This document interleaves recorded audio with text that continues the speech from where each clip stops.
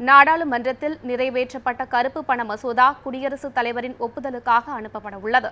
ஆனால் மத்திய அரசு நிறைவேற்றிய இந்த மசோதா பயனற்றது என மூத்த வழக்கறிஞர் ராம்ஜெத் மலானி குற்றம் சாட்டியுள்ளார்.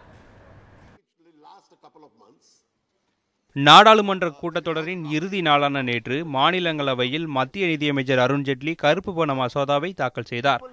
நீண்ட விவாதத்துக்கு பின்னர் குரல் வாக்கெடுப்பு மூலம் மசோதா நிறைவேற்றப்பட்டது. இதன் மூலம் கருப்பு பணம் பதுக்கி வைப்பது நிரூபிக்கப்பட்டால் 10 ஆண்டுகள் சிறை தண்டனை விதிக்க மசோதா வழிவகுக்கிறது. கணக்கில் வராத பணத்தை வெளிநாட்டில் பதுக்கி வைத்திருந்தால் அபராதம் மற்றும் சிறை தண்டனை, வெளிநாட்டில் உள்ள சொத்துக்களுக்கு வரி விதிப்பு உள்ளிட்ட பல்வேறு அம்சங்களையும் மசோதா கொண்டுள்ளது. சட்டத்திற்கான திட்டம் மிகவும் எளிதானது. நாட்டிற்கு வெளியே உள்ள சொத்துக்கள் அல்லது வருவாயை நீங்கள் பெற்றிருந்தால் அதற்கு இந்தியாவில் வரி விதிக்கப்படும். வெளியிடப்படாத வருவாய் முதல் முறையாக வரியானது விதிக்கப்படுகிறது.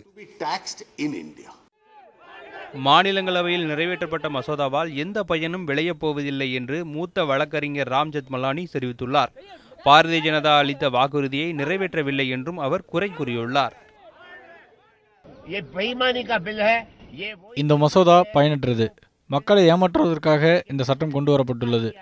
பாஜக தலைவரும் கூட இது தவறானது என்பதை ஒப்புக்கொண்டுள்ளார். தேர்தலுக்கு முன்னர் அவர் பொய் வாக்குறுதிகளை அளித்து விட்டார்.